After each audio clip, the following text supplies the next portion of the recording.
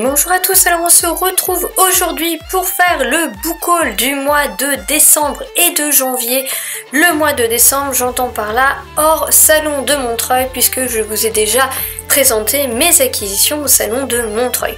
Je vais donc commencer par 4 livres qui m'ont été offerts par Bérangère de la chaîne Lecture en B, puisque nous faisions en 2018 le marathon où nous nous offrions un livre par mois, mais nous avions une certaine tendance à grouper un petit peu nos achats.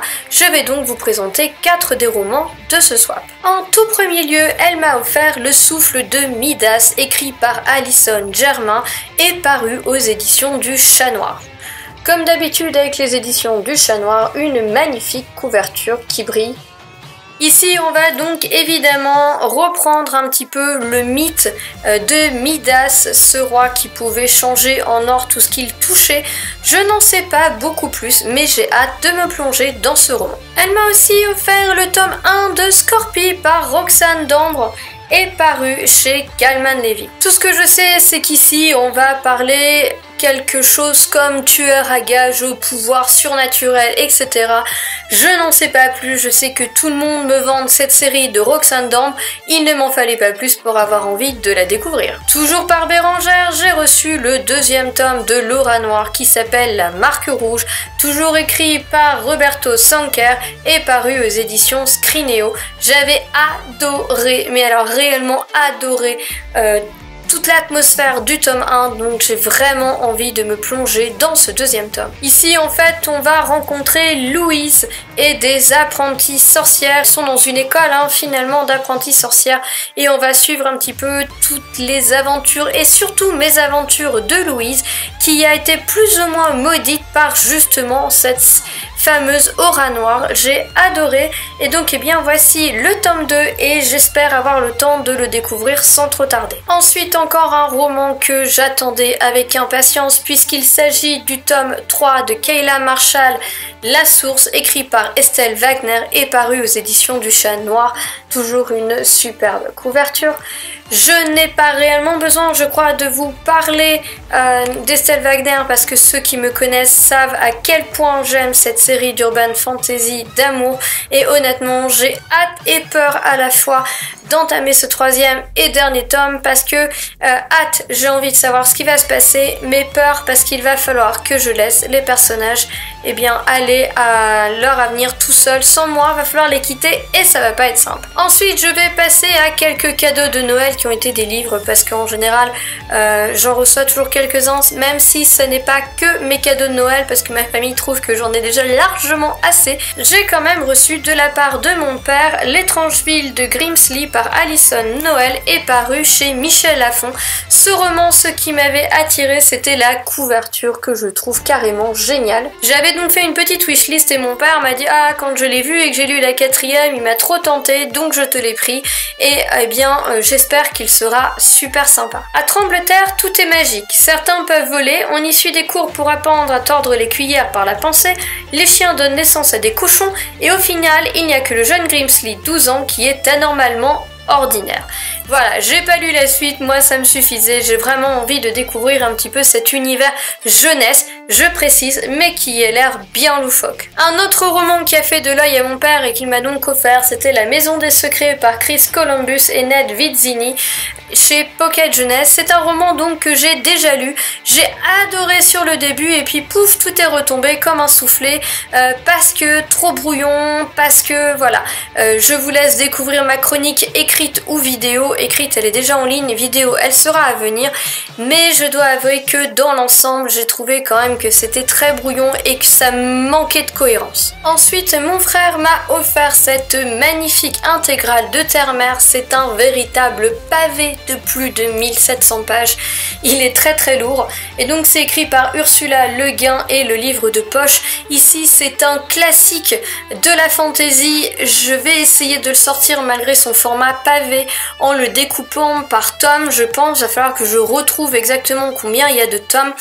En tout cas, voilà, c'est vraiment un classique, j'avais très envie de le découvrir. Ici, en fait, nous découvrons Terre-Mer, qui est un lieu magique et ensorcelé. On a en fait une immense mer avec un chapelet d'îles où les sorciers exercent la magie selon des règles qui vont être très strictes.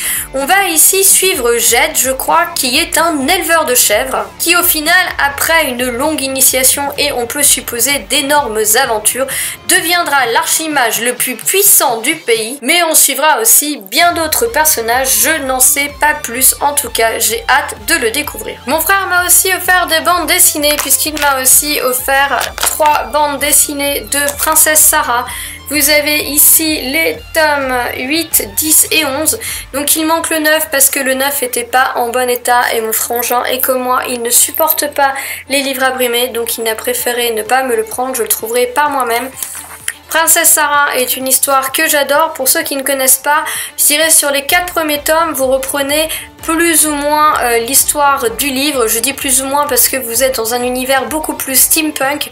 Et après, eh bien, Sarah grandit, devient adulte et donc on poursuit ses aventures. Moi, personnellement, j'adore l'univers, j'adore le dessin. Le dessin est somptueux. Je vous laisse un petit peu découvrir rien que les images de couverture. Voilà, ça vous donne un petit peu une idée, mais j'ai vraiment hâte de la continuer. Il m'a aussi offert le tome 2 de T-Zombie sans famille par Cazenove, Jacques Moir et William chez Bamboo Éditions. T-Zombie, j'adore d'amour, c'est à mourir de rire. En fait, ce sont des petits strips, je crois qu'on appelle ça des petits strips, des petites histoires sur 1 ou 2 pages comme ça. C'est rempli d'humour, mais alors d'humour noir, c'est rempli de références, etc. Sincèrement, moi, ça me fait écrouler de rire à chaque fois. Pour terminer, j'ai 3 services presse à vous présenter. Le premier, je suis un peu feignante parce que c'est ma lecture en cours, il est dans ma chambre. Il s'agit donc de Sang et de neige par Fabrice Pittet, paru chez Fantasy Éditions. On est dans de la pure fantasy comme toujours avec Fabrice Pittet, c'est vraiment le moment de le lire en ce moment parce que ça se passe dans les terres du Nord, il fait froid, il neige, c'est vraiment l'époque idéale en plein hiver. C'est super sympa, Fabrice Pittet a une écriture extraordinaire et ceux qui aiment vraiment la fantasy vraiment classique, un petit peu à la David Gemmell, c'est un auteur que je ne peux que vous recommander. J'ai adoré tout ce qu'il a écrit, ses romans, ses nouvelles, tout, et pourtant je suis loin d'être une amatrice de nouvelles, mais avec lui ça marche à tous les coups. Les éditions Fantasy RCL m'ont aussi fait la gentillesse de me donner un autre livre. Il s'agit de Sun Tzu, le stratège et le sorcier, écrit par Olivier Luzetti, avec une magnifique couverture. Ici c'est de la fantasy mais qui va se passer en Chine ancienne. Je suis super contente de changer un petit peu de décor et d'aller comme ça en Chine.